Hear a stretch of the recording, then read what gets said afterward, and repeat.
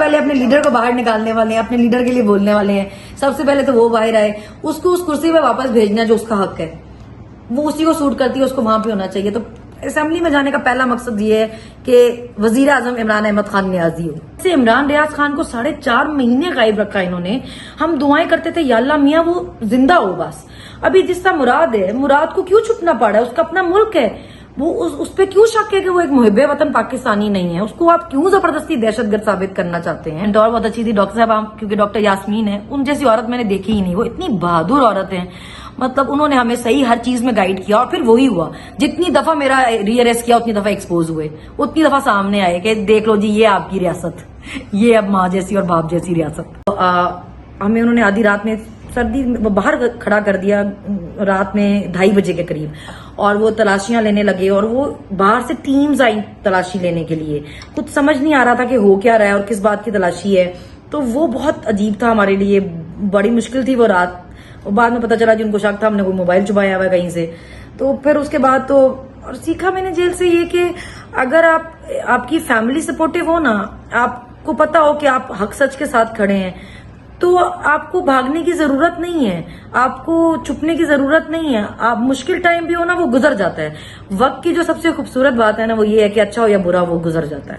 تو جیل سے ہم نے یہی سیکھا کہ بس امید رکھنی چاہیے, مسلمان کو کبھی امید نہیں چھوڑنی چاہیے. ہمیں ہمیشہ جب بھی ہم کو ڈسارڈ ہوتے تھے نا, تو ہمیں ڈاکٹر صاحبہ کہتی تھی کہ کیوں تمہیں کیا اللہ پہ یقین نہیں رہا, کیا تمہیں اس پہ یقین نہیں ہے کہ جو اللہ ہے کہ وہ انصاف کرے گا اور صحیح وقت آئے گا؟ تو ہم کہتے تھے نہیں. وہ کہتی تھی کیا تمہیں کسی نے بتایا نہیں کہ مایوسی کفر ہے؟ تو تم لوگ کیسے مایوس ہو جاتی ہو کہ اللہ پہ بھروسہ نہیں رہا؟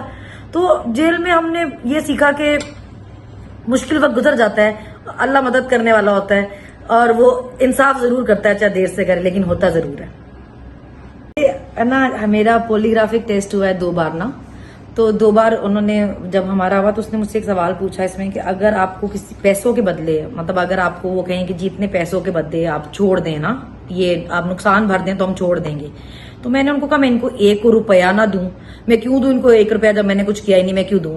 اسی طرح ان لوگوں کا میں 1 روپیہ نہ لوں, اپنے بچوں کو حرام کھلاؤں گی تو وہ کل کو صحیح کیسے نکلیں گے نا. تو میں جیسا بھی کھلا سکوں اپنے بچوں کو جائز کھلاؤں گی, کسی کے پیسوں میں مجھے بالکل کوئی انٹرسٹ نہیں ہے. اللہ, میری امی کہتی ہوتی ہے ہمیشہ اللہ سے دعا کرنی چاہیے کہ وہ ہمیشہ دینے والوں میں رکھے, مانگنے والوں میں نہیں.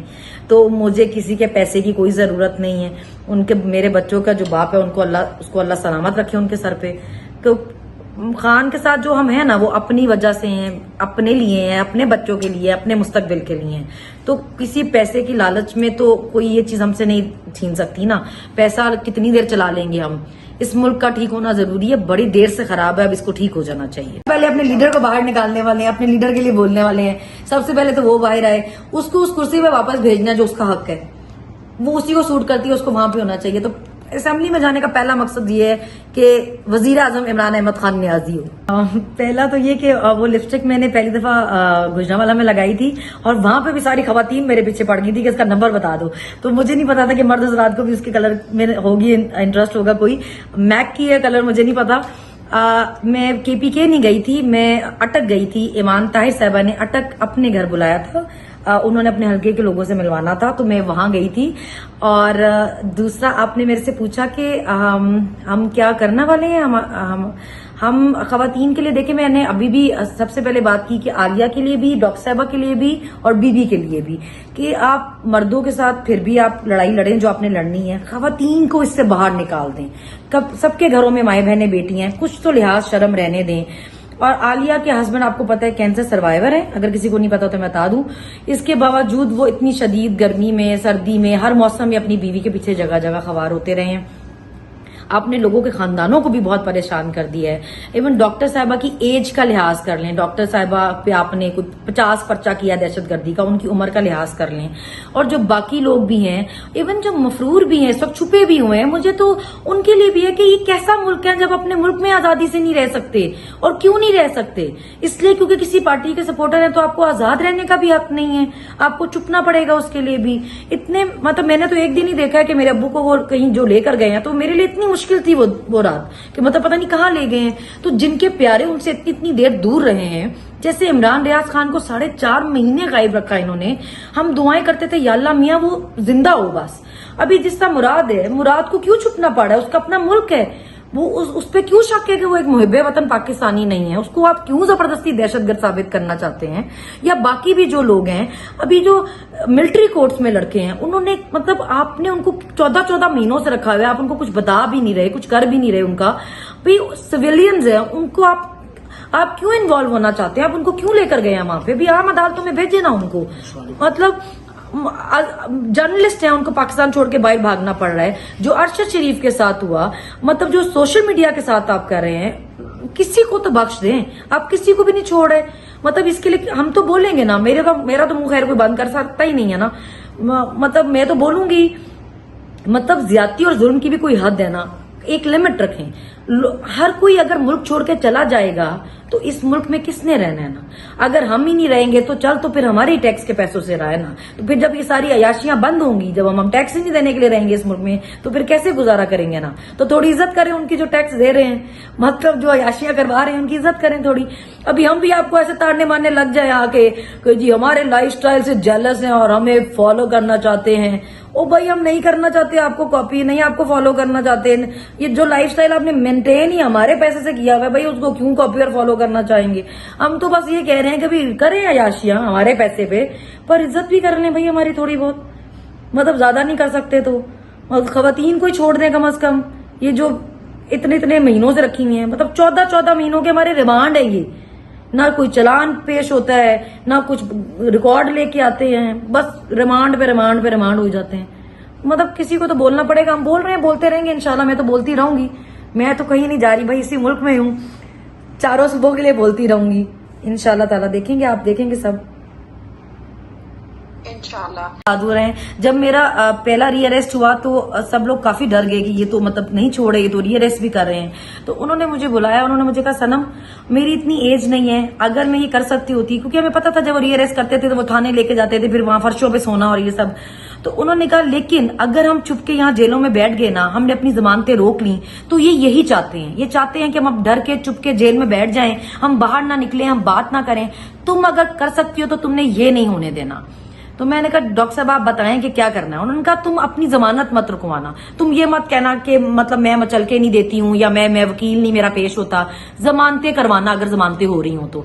फिर मैंने उसके बाद अपने अब्बू को कहा अब्बू आपने नहीं घबराना, आप जमानत करवाएं, दोबारा गिरफ्तारी होगी ना कोई बात नहीं, हम देखेंगे। जितनी दफा गिरफ्तारी होगी ना, डॉक्टर साहब मैंने कहा जितनी दफा तुम्हें गिरफ्तार करेंगे ना, उतनी बार एक्सपोज होंगे, उतनी बार लोगों के सामने आएगा कि किस तरह पीटीआई को तोड़ने के लिए, उसके लीडर को तोड़ने के लिए इन्होंने औरतों को टारगेट किया, किस तरह उनको जेलों में रखने के लिए इन्होंने फेक केसेस बनाए, इतने लेम एलिगेशन लगाए हम पे। अब सोचिए हम पे चोरी, डकैतियां, दहशतगर्दी और मतनी कत्ल सब कुछ है। मतलब मैंने तो कमर मशानी से असला भी चोरी किया खैर से, और इनके मुताबिक कमर मशानी मियां वाली का भी कोई बॉर्डर के साथ लगता एरिया है जहां पे सराइकी बोली जाती है, मगर वो सराइकी बोलने वाले मेरे उर्दू का कोई इंटरव्यू देके इंस्टिगेट हो गए और थाने जाकर उन्होंने असला चोरी कर लिया और वो मैं भी असला लेके भाग गई। पता नहीं मतलब ऐसे ऐसे तो एलिगेशन है हम पे। तो आप सोचे हम एक दफा हम थाने में बैठे हुए थे तो उन्होंने आके पूछा कि हम 4 औरतें थी, तो उन्होंने पूछा आप भी पीटीआई, आप भी पीटीआई, आप भी पीटीआई, और एक और खातून हमारे साथ बैठी थी, उनको कहने लगे आप भी पीटीआई। तो वो आगे से ऐसे दोनों हाथ खड़े करके कहती नहीं नहीं नहीं नहीं मैं पीटीआई नहीं, मैं तो 302 में आई हूँ। तो हम इतना हंसे, हमने कहा कि मतलब पीटीआई में होना इतना ही बड़ा कोई गुनाह है कि वो 302 छोटा समझ रही है। मतलब वो जो कत्ल करके आई है उसको लग रहा है कि मेरा ये छोटा गुनाह है, मैं बच सकती हूँ, इन्होंने नहीं बचना। तो मतलब हमने तो ऐसा टाइम देखा, हम इतने ढीठ हम फिर भी नहीं डरे। तो हम मतलब क्योंकि वही फिर कहूँ हमारी मेंटोर बहुत अच्छी थी डॉक्टर साहब, क्योंकि डॉक्टर यास्मीन है, उन जैसी औरत मैंने देखी ही नहीं, वो इतनी बहादुर औरत है। मतलब उन्होंने हमें सही हर चीज में गाइड किया और फिर वही हुआ, जितनी दफा मेरा रीअरेस्ट किया उतनी दफा एक्सपोज हुए, उतनी दफा सामने आए कि देख लो जी ये आपकी रियासत, ये अब माँ जैसी और बाप जैसी रियासत। लोगों को ये स्टोरी पता भी नहीं है, मतलब ये फिर से तैयार बैठे थे मुझको अरेस्ट करने के लिए।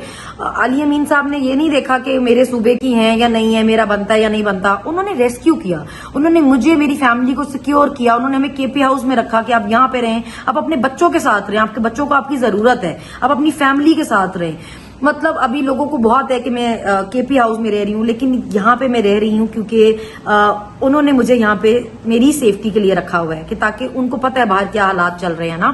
تو مطلب کے پی والوں نے آپ سوچیں یہ رات 2:30 بجے تک جب میں یہاں پہ تھی اور مجھے صبح کورٹ جانا تھا تو زیادہ چانسز یہی تھے کہ مجھے پھر سے باہر اٹھائیں گے یہ نا. تو آپ، میں خیر اب نام تو نہیں لیتی، لیکن ایم این اے اور ایم پی اے بھی یہاں بیٹھے یہ پلاننگ کر رہے تھے کہ اگر یہ دوبارہ اس طرح انہوں نے کوئی کوشش کی ابڈکٹ کرنے کی یا غائب کرنے کی تو ہم نے کس طرح اس کو ریسکیو کرنا ہے، ہم نے کس طرح اس کو وہاں سے نکالنا ہے اور ہم نے کس طرح کے پی ہاؤس پہنچانا ہے. میرے لیے بہت عزت کی بات ہے کہ علی امین صاحب نے مجھے یہاں پہ اپنے صوبے کی مہمان بنا کے رکھا ہوا ہے. یہاں پہ انہوں نے مجھے کہا کہ آپ میری بیٹی ہیں، آپ میری بہن ہیں، آپ اس کو اپنا گھر سمجھے، جب تک آپ مکمل محفوظ نہیں ہیں آپ یہاں پہ رہیں. انہوں نے مجھے اتنا سپورٹ کیا، میرا بچے اتنے خوش ہیں. میرا محمد تھوڑی دیر بعد آ کے مجھے حق کرتا ہے، دیکھتا ہے میں کہاں بیٹھی ہوئی ہوں، پھر دیکھتا ہے کسی سے مل رہی ہوں تو پھر ان سے مل کے چلا جاتا ہے واپس مجھے دیکھ کے نا.